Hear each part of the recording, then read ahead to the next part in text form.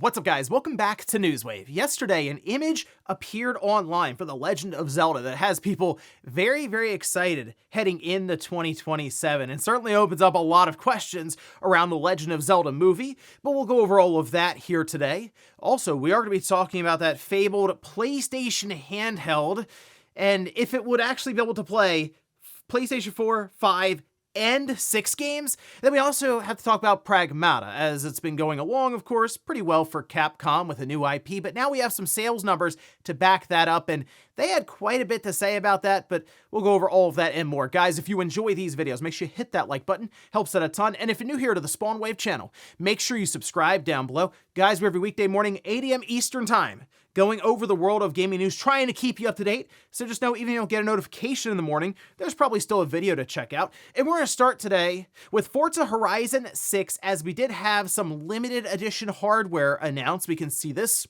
This is over on Xbox's website. We have the Forza Horizon 6 limited edition Xbox controller and headset, immediately polarizing, by the way, because it is it's quite loud. There's a lot happening here with this this controller. It certainly announces itself when it walks into the room, and I mean that's kind of, I guess, Forza in general. They definitely go with some very bright and colorful, just like art styles and color palettes. So in this case, not too surprising, but man, it definitely sticks out. So it's not really my kind of controller, but I will say it's definitely creative. Has the nice grip, like rubberized grip, it looks like, around the back of the controller, and it has the Horizon Festival logo on the back. Same thing with the wireless headset, the Forza Horizon 6 limited edition wireless headset. And so we have the controller coming in at $90 and then the headset coming in at $135. Both of these will be available on release May 19th. So again, I'm mostly looking forward to the game at this point. I think it's gonna be a lot of fun to explore Japan in the Forza Horizon universe. I'm sure it'll be fun, but also just mayhem. So looking forward to it in May. Also, we just talked yesterday about the Steam machine and how things were happening behind the scenes that could signal it finally reappearing with an announcement maybe of a release date. Well, that's continuing on because we can see this. This is from Brad Lynch, who pointed this out over on social media, saying that Valve has secretly uploaded a Steam controller unboxing video. It's currently unwatchable. So, okay, we see the shipping manifesto that gets out there, right? Where it says, oh, wow, thousands and thousands of controllers have now been shipped and appeared, and it's ready to go, it looks like there. And okay, here's an unboxing video for the Steam controller. Unfortunately, we're not really seeing anything for, say, the Steam machine or the Steam frame. It's all about this controller, and we figure the controller at bare minimum is getting paired with the Steam machine.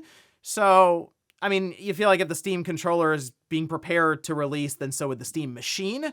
But I still wonder if Valve is thinking, man, this Steam machine, it's a little bit more work than we thought it would be to even get a price on it, but this controller's just ready to go. So let's get that announced and get it out there, because if you just have a PC and you might just want the Steam controller just as it is. So now we're kind of on the lookout, waiting. I mean, honestly, it could be any day now, I figure, where they could show up and at the bare minimum announce that the Steam controller is coming out and put the price tag on it. Oh, and in a massive twist and surprise to everyone, Assassin's Creed Black Flag Resynced had an event that was announced for this week. Yeah, it's over on Ubisoft's account. We can see here for Assassin's Creed's Ubisoft account, saying, we know you know, but how about we tell you some more now? Tune in for Assassin's Creed Black Flag Resynked's worldwide reveal showcase, April 23rd, 9 a.m. Pacific, that'd be noon Eastern time. And I mean, the little 7-second teaser starts out just saying, hey, gaming's worst kept secret, and they weren't kidding, because part of the trailer has actually leaked out online as well. It's not like a large chunk of it, it's 10 seconds, maybe something like that, but it does at least show some of the visual changes, and naturally people are already then comparing it to the original trailer and some of the visuals there from back in the day on the Xbox 360 or the Xbox One or PS4 or what have you. So I'm looking forward to this reveal, and again, as expected, later on this week we should finally get a look at Assassin's Creed Black Flag Resynced, and we're expecting it to release in July. And guys, with some of the quick news out of the way, let's get into the bigger stuff. Let's start right away with The Legend of Zelda, as an image started to make the rounds out of nowhere the other day, and this caused a lot of commotion online because it appears to give us our first true look at least the idea or the concept around Link in this new movie that's dated to come out next year in 2027.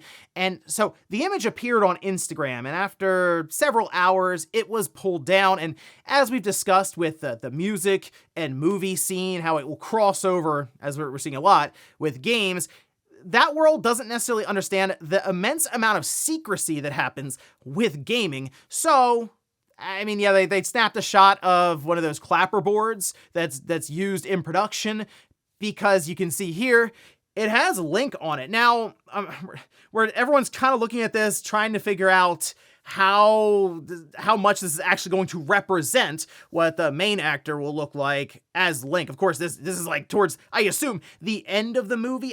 So the movie clearly is going to start out with Link just kind of normal, and then does work his way through, I assume, a bunch of different temples or events, and then it comes out the other side with the Master Sword. I don't think that's really spoiling it for anyone.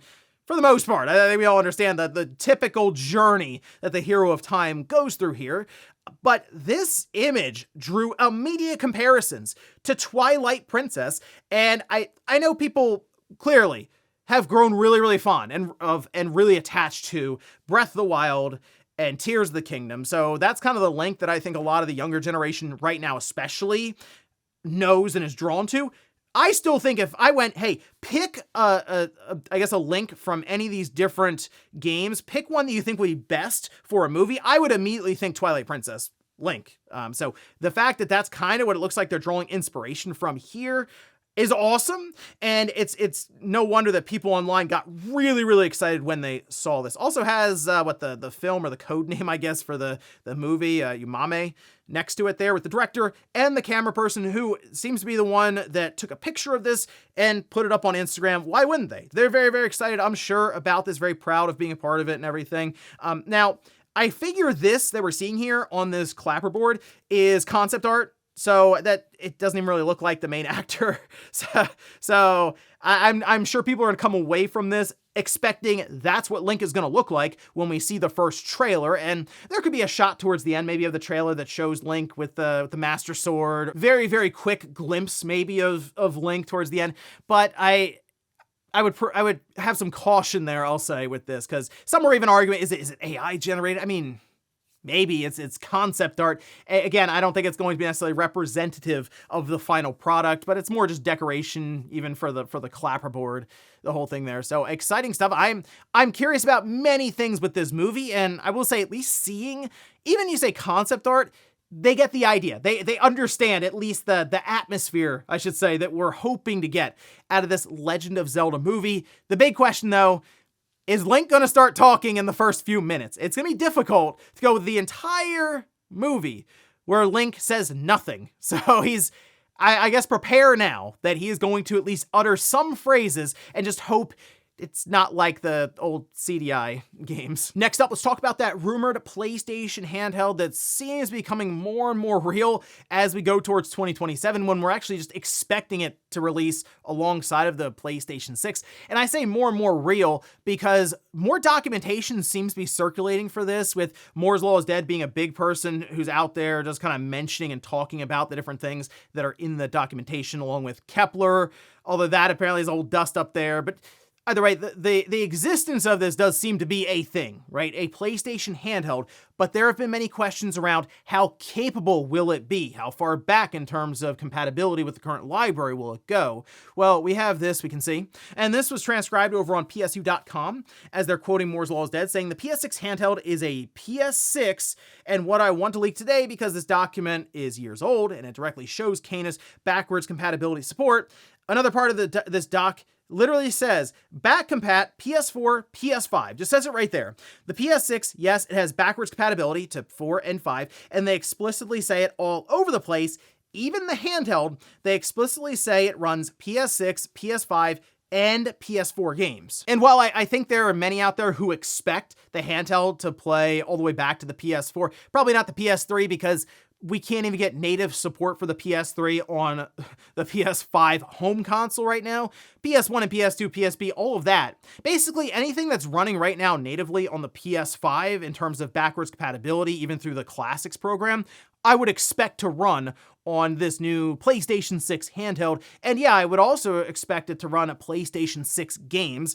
because it's most likely going to release next to the PS6. It would be very, very odd if it was a PS5 handheld and it came out at the same time as the PS6. But I will say, a PlayStation 6 handheld that does have that sort of compatibility for what, I mean, as a library, I'm sure people have really built up over time, or people who maybe subscribe to PlayStation Plus Extra or Premium day one when they pick up that handheld.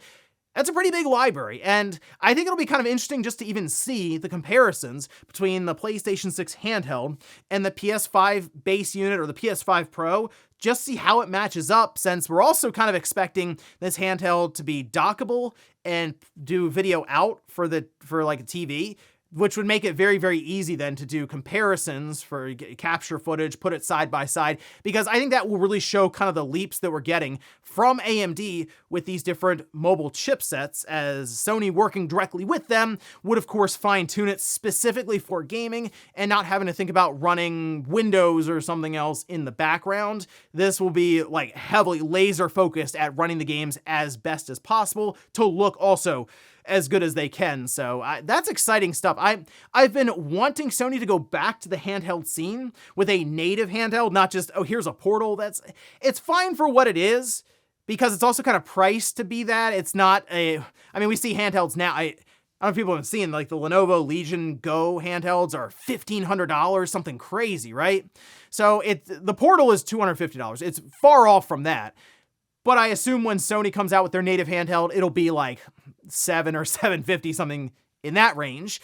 And then it's like, okay, this thing is fully capable of running no cloud connection, nothing like that. So what can it do? And I think it's gonna be a lot of fun to see what Sony can accomplish there, because I think they'll have the mindset of, let's also make it very sleek looking, not necessarily the tablet that just has a DualSense controller handle on either side, and it's more about functionality rather than aesthetics. Don't think that'll necessarily fly with their flagship handheld. Next up, let's talk about Pragmata, which has been out for a few days now, but we did get some data around sales for the first 2 days of the new IP on the market for Capcom, who again has been on a pretty good run right now. We see Pragmata with the 86 on Metacritic, but how would it be received by the marketplace? Well, we can take a look. This is put up over on their corporate investors relations website, where they say all new IP Pragmata surpasses 1 million units sold in 2 days. And they do kind of talk a bit about this with their strategy that's involved here, because yes, they are speaking directly to investors, kind of want to sell it a bit more to them. But hey, look, 1 million copies sold in 2 days for a brand new franchise from Capcom. That's awesome, right? Like, you expect the new Resident Evil to sell those kind of numbers. You expect the next big Monster Hunter to sell massive numbers. It's more about, can you get a new IP to get off and running right out of the gate? And they've done it. So they say, in the absence of an established fan base or pre-existing brand recognition, Capcom implemented a range of marketing initiatives, beginning with the early release of a playable demo to communicate the unique features of the game to a wider audience. In addition, in line with the company's multi-platform strategy, Capcom broadened the title's availability by adding support for Nintendo Switch 2 at an early stage. As a result, these initiatives generated significant momentum, enabling Pragmata to achieve worldwide sales of over 1 million units in just 2 days, despite being a completely new IP, marking a strong start for the title. And here's the thing, it's not going to stop selling. I mean, this is 2 days on the market, because I've been playing it, and I think I'm more than halfway through now. The game is very good. Like, you're playing it initially, and it's kind of cool, the hacking mechanic. That could be really fun as we go through, but they keep throwing curveballs at it, whether it's new weapon types, new hacking abilities, new mods. There's a lot going on with the game in terms of upgrades, and they're constantly feeding you stuff to make your character stronger. And it's been a lot of fun, that and the relationship between Hugh and Diana. I fully recommend the game, and it's not even full price. It's $60, so it's not the $70 push that we see with most new games, AAA, new IP, whatever. No, Capcom said, you know what? It's not 50 hours long. You know, it's, from what I could tell, it's probably about the same length as Resident Evil Requiem, I think, but obviously not on that scale when it comes to production and clearly the amount of money and development they put into Requiem, which you figure it's Resident Evil. Yes, they're going to put that kind of money into a brand new mainline entry there.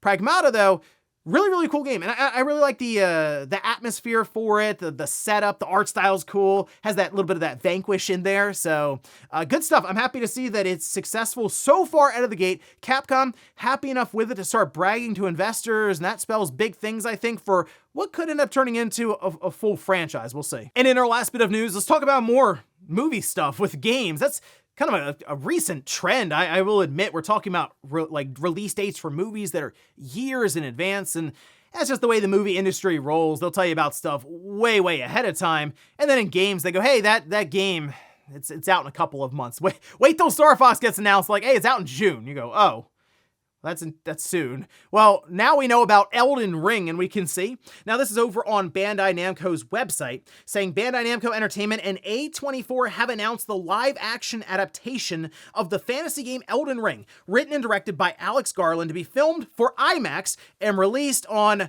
March 3rd, 2028. So just under 2 years. That's pretty far away. Production begins in spring 2026. They do have the full cast that's listed here, and I wish I was familiar with I don't know, anyone here really.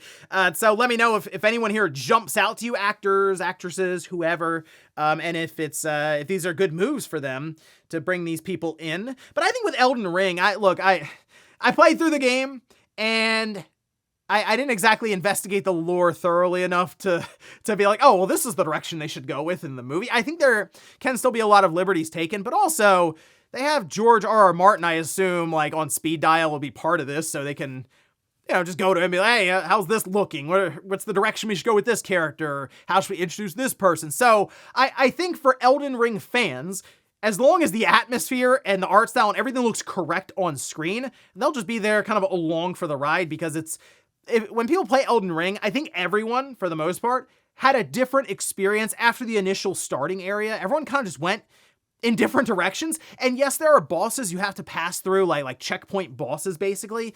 And but like our path to each of those bosses were just completely different. So that's the thing with the movie. There's a few things they have to get right with characters, and I'm sure big like bosses or big enemies that people in the crowd will put in and be like, oh, okay, that's from the game. But I think they're pretty wide open, I assume, to kind of tell whatever story they want within the Elden Ring universe. And I think they can do some really cool stuff and make it look really good on screen, especially in IMAX. So, hey, we'll see what they have for us in a couple of years. They just wanted to make sure we know that it comes out in the first quarter of 2028. And before we go to the comment of the day, we'll take a look at the poll that I posted up yesterday, where I ask, do you expect the rumored PlayStation handheld to run PS4, PS5, and PS6 games? Look at this, 55% of people say no, 45% of people say yes. So if it is indeed the case that this handheld plays 4, 5, and 6 games, that will surprise the majority of voters here, and that's interesting. So I figured, as a PS6 handheld, it's going to play 4 and 5 games. And when I was looking through the comments, a lot of people were like, well, it's not going to play physical games. I figured that was implied. I don't think they're putting a Blu-ray drive on the handheld. But I saw people who were actually skeptical of the PS6, and that's interesting, because I do think out of all this stuff, the PS6 games are what they would target for this handheld, because they want it to last longer than we're gonna get a lot of cross-gen support, I'm sure, but I think they want this handheld to be, like a premium piece next to the PlayStation 6 handheld, so they can indeed target the audience that wants a handheld, even at a lower resolution, maybe lower frame rates, but they want that convenience to choose between, oh, it's a handheld, or, again, you can dock it. It's Sony, they'll sell you the dock separately, let's be real. They sell you a stand separately for the PS5 Pro, but either way, you'll have the option of also docking it, so you can have that home console experience. You can also take it on the go. Yes, they're kind of following along with Nintendo, but that happens in the industry. These companies follow each other, so I'm again just very curious about the comparisons, and it'll be kind of interesting if they do indeed show up and go, hey, here's a handheld, and it plays everything, except for the PS3 games and kind of the Vita games, but like everything else, you're good. And we'll finish up with the comment of the day, as you're seeing here. This is from Carl, who says, apparently video games aren't earning enough now, that movies will be partly funding their projects. Look, video game budgets we've talked about continue to balloon, but the idea of building out a game or a franchise within gaming to then be able to make movies around it, that's not new necessarily. Resident Evil's been doing this for how long now? Remember Final Fantasy with the Spirits Within? That was something. Or the Mario movie way back in the day that was absolutely ridiculous. And it's not really until, I feel like recently, I don't say recently, I mean, it's been a while now, years, but like definitely in the last 7 or 8 years or something, the video game movie scene has really blown up, and it's clear that there is a ton of potential because gaming is bigger than ever. So there is just a lot of notoriety with these different franchises to where you can be a Nintendo, make a Mario movie that gets absolutely obliterated by critics and still profits like $1 billion or something. It's on the table. So yes, you build out your game, you make sure people are very aware of the brand, and then you take a swing at a Hollywood movie. And we're seeing that a ton right now. We just went over a couple of movies. It's pretty consistent. So that's just the way it goes. Games are expensive. Let's look outside of gaming to make more money, to hopefully then also make more games. And ladies and gentlemen, that's gonna do it here for Newswave. If you enjoyed this video, guys, hit that like button. If not, hit the dislike. Leave comments down below about everything we talked about here today. If you missed yesterday's Newswave, I'll leave it up here on a card. Or maybe you wanted to hear about Shuhei Yoshida saying Jim Ryan fired him at Sony. He did an entire talk days ago, and I went over that in a separate video, and I'll leave it right below. So thanks guys for watching, and I'll see you next time.